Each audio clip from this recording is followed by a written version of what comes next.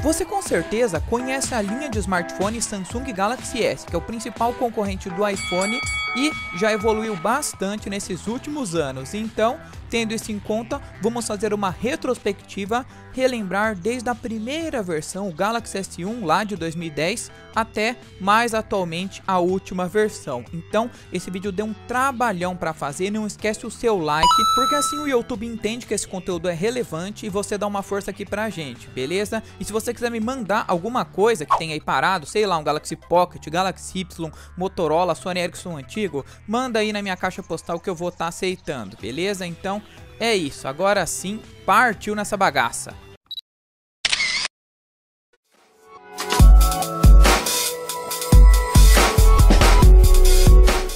O primeiro smartphone da linha Galaxy S foi lançado lá em 2010 e veio com a proposta de bater de frente com a Apple. Mesmo que tomasse prejuízo no começo, a Samsung estava disposta a entrar nessa briga de cabeça, porque nessa época a Apple era praticamente a intocável dos smartphones com seus iPhones, ninguém chegava nas sombras dela. Quem manda nessa p*** aqui sou eu! E esse aparelho aí eu tenho bastante propriedade para falar porque eu tive ele lá na época, eu gostava demais, apesar de ter uma bateria bem ruim e ainda faltar algumas tecnologias, no geral ele era bem completo e impressionava a todos. Eu nunca me esqueço de quando eu cheguei com essa bagaça lá na escola, que o pessoal fazia fila só para jogar Angry Birds e Fruit Ninja nesse celular. Nossa, velho, era a maior modernidade de todas, o sistema Android também era muito recente e todo mundo amava, sonhava em ter um. O Samsung Galaxy S foi lançado como um top de linha, ou seja, era um aparelho bem completo para sua época e tinha todos, ou pelo menos quase todos os recursos que um usuário comum precisava. E caso quisesse outros aplicativos, poderíamos baixar facilmente na loja, que na época ainda não era nada de Google Play, mas sim Android Market. Os grandes destaques desse aparelho na época era o seu processador ARM de 1 GHz, que na época não tinha nada melhor. Possuía também uma tela enorme de 4 polegadas para a época, lógico, se 3,5 do iPhone já era grande, imagina 4. 512 MB de memória RAM, uma GPU poderosa também e uma câmera de 5 megapixels que fazia frente à maioria dos seus concorrentes. Pois é, ponto negativo é que a câmera era boa, mas não tinha flash. Ele foi lançado com o Android 2.1 Eclair e foi atualizado até o 2.3.6 Gingerbread.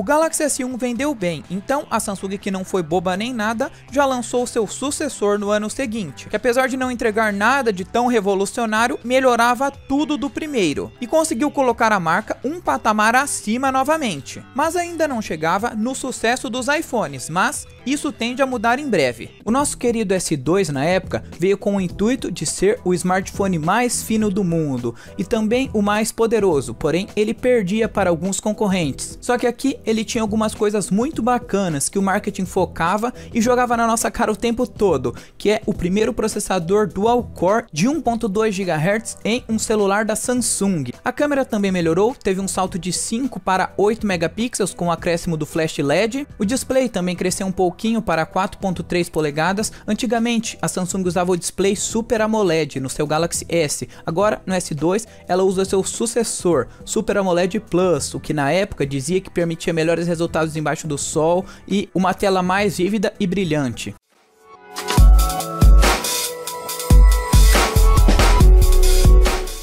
E foi no ano seguinte que as coisas começaram a melhorar e muito para a Samsung, porque além do pessoal ter uma confiança muito maior na marca, pela primeira vez na história, um smartphone da Samsung superou os iPhones em vendas. Pois é, algo inédito até então. O segredo de sucesso do Galaxy S3 se deve por vários motivos, começando pelo seu design totalmente novo, redesenhado para humanos, como propaganda já dizia, né? Inspirado na natureza e basicamente ele representava o início de um conceito inteiramente novo para smartphones. Tinha uma excelente ergonomia e também era algo único e novo, já que antigamente nas duas gerações passadas, o S1 e o S2, a Samsung sempre foi acusada de plágio, já que o design dos primeiros smartphones realmente eram bem semelhantes ao iPhone 3GS, por exemplo.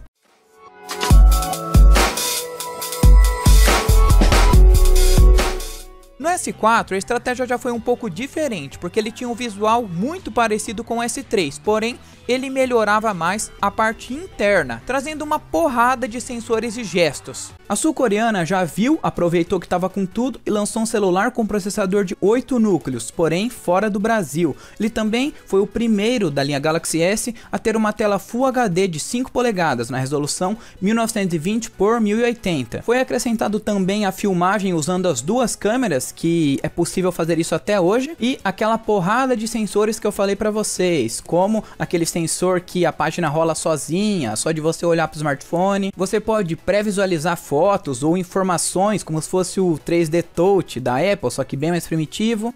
Foi um dos primeiros também que o smartphone servia como controle remoto, e eu tenho certeza que você já usou isso de má fé para trollar os outros, viu? Mas outro destaque era que o software do aparelho no geral estava mais completo, principalmente o software de câmera, que adicionava diversas novas funções. Então basicamente a evolução do Galaxy S3 para o S4 foi mais interna.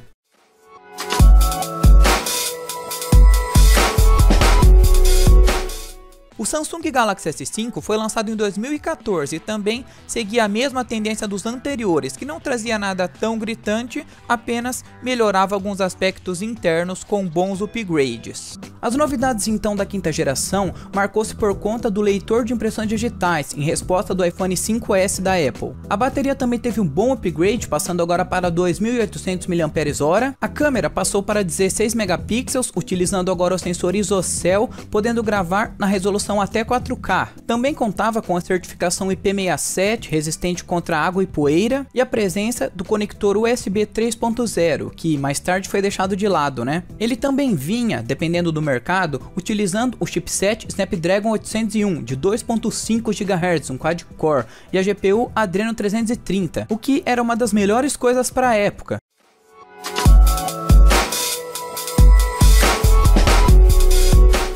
E no Galaxy S6, agora sim tivemos mudanças mais expressivas. A empresa finalmente abandonou de uma vez por todas o plástico na traseira e colocou um acabamento muito mais premium de metal e vidro, o que dava todo o charme e chamava muito mais a atenção dos consumidores. Isso ajudou bastante na parte das vendas. Na próxima geração, a Samsung já jogou dois smartphones direto na nossa cara, assim como o iPhone 6 e o 6 Plus. Tínhamos o Galaxy S6 e o Galaxy S6 Edge, que era basicamente o carro-chefe da empresa, o que todo mundo queria ter, pois realmente o aparelho era muito lindo, as bordas curvas davam um charme e uma estética impecável, sem contar que tinha também aqueles atalhos para a borda Edge que você podia estar utilizando e alguns recursos meio bobinhos. Aqui marca a presença também do seu preço elevado. A Samsung deu uma de Apple, já que ela viu que estava crescendo e estava disputando pau a pau com a gigante dos smartphones e colocou o preço lá nas alturas, com a versão mais potente do Galaxy S6 Edge de 64 GB no seu lançamento por R$ 4.299. Mas calma lá que isso só tende a subir. Lembrando que no mesmo ano, a empresa também lançou uma variante nomeada de Galaxy S6 Edge Plus, seguindo a tendência novamente de telas grandes. E sim, essa versão aí era gigantesca, com 5.7 polegadas de tela e com bateria maior. E ela não vendeu como esperado, justamente pelo seu preço, que era bem elevado.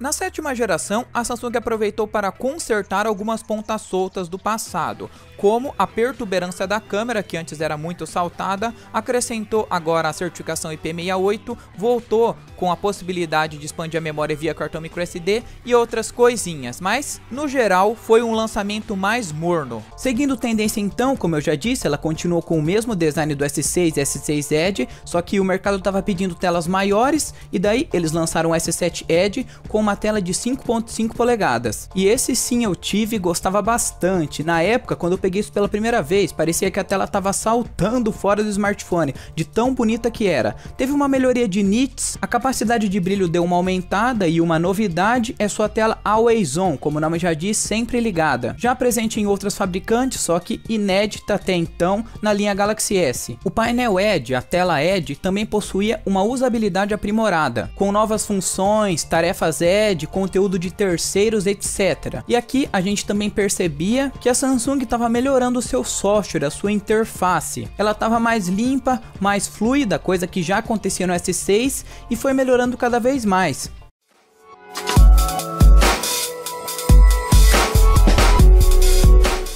O S8 foi um smartphone que eu gostei muito, utilizei por muitos anos e ele continua atual até mesmo para os dias de hoje, que novamente tivemos uma mudança bem drástica no design, trazendo a tela infinita com pouquíssimas bordas. E dessa vez não existia mais a variante Flat, os dois smartphones vinham com a tela Edge, tanto o modelo menor, o Galaxy S8, e o modelo maior agora passou a se chamar de Galaxy S8 Plus. E aqui finalmente a Samsung colocou o USB tipo C, ele possuía desbloqueio por íris, o leitor de impressões digitais também foi para a parte de trás para dar lugar à tela, e foi aprimorado tudo que já tínhamos visto no S7, S7 Edge, contando também agora com uma tela gigantesca na versão Plus de 6.2 polegadas, melhor para ver conteúdo multimídia e jogos. Eu gostei bastante, eu tenho poucas coisas a me queixar do S8, pois ele me atendeu muito bem no período que eu usei.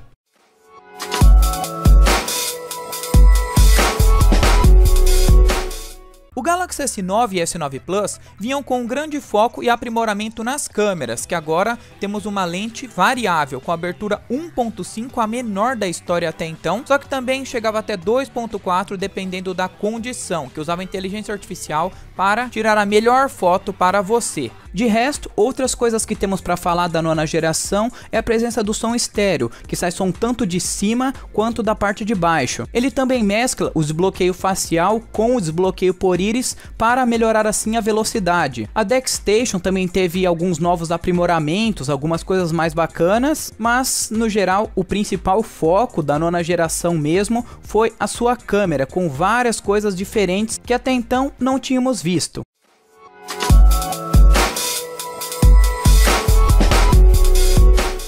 A família Galaxy S10 teve um lançamento emblemático, já que marcava os 10 anos da linha Galaxy S. E além de melhorar tudo, ou pelo menos quase tudo, do antecessor S9, também surgiu com um design atualizado, que trazia um celular com ainda menos bordas, espremendo mais e colocando a câmera frontal recortada embaixo da tela, o que chamava bastante atenção na sua época. A tela também foi atualizada e passou a utilizar a tecnologia Dynamic AMOLED, que é um AMOLED melhorado, trazia mais recursos de câmeras, mais recursos do modo DeX e também, assim como o iPhone, trazia uma versão menor, nomeada de Samsung Galaxy S10e, que tirava algumas tecnologias dos irmãos mais poderosos para entregar um preço mais camarada.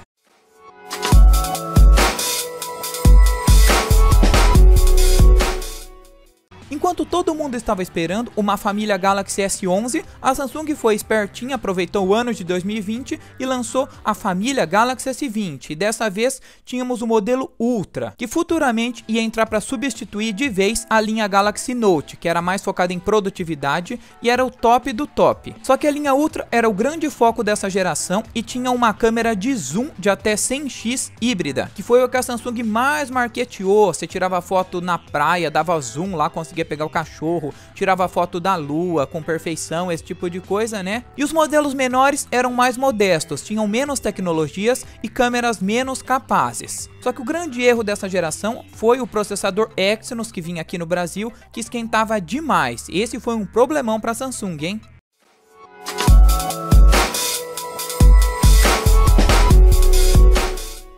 A família Galaxy S21 foi um lançamento mais modesto do que os outros e bem criticado, porque além de ter tirado muitas coisas, como a possibilidade de expandir memória via cartão microSD, também não vinha mais com carregador na caixa e nem com fone de ouvido, vinha com aquela caixinha minúscula. Mas tirando isso, trazia novos sensores, upgrades para as câmeras, processador, bateria, e o modelo Ultra também tinha uma câmera de zoom de 10x óptico e trazia a possibilidade de você usar a caneta S Pen.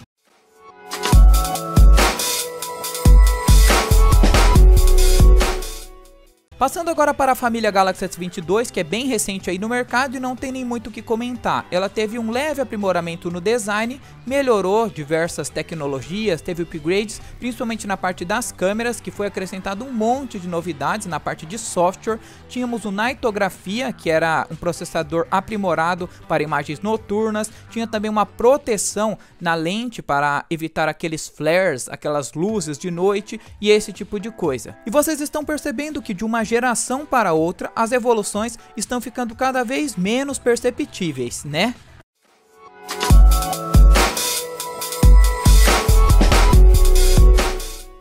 Chegando em 2023, tivemos o lançamento da família Galaxy S23, que foi o que menos evoluiu de todos até aqui, sem sombra de dúvidas. Ele teve upgrade de processador, melhorou um pouquinho a bateria, esse tipo de coisa que já era esperada, né? Mas o maior salto que tivemos foi na parte das câmeras na gravação noturna, porque se você compara com o anterior, melhorou e muito. A parte do microfone também evoluiu, só que de resto são mais cosméticos e ele até piorou algumas coisas dos anteriores. Mas fazer o que, né? Não dá pra ganhar todas. E comente aí o que você acha que vai ser no futuro, no S24, S25, S26, S30. Será que a Samsung vai ainda manter a sua nomenclatura? Eu espero que sim. Bom, mas então é isso, eu espero que vocês tenham gostado desse vídeo. Se você tiver algum comentário, alguma sugestão também, comente aí embaixo. Não esquece de se inscrever, se possível comentar, beleza? Porque pelo amor de Deus, esse vídeo deu um trabalhão pra fazer, vocês não têm ideia, eu nem tô zoando aqui. Então eu mereço ter pelo menos um pouco de reconhecimento, né? Porque o YouTube tá complicado e não divulga direito as coisas pra mim.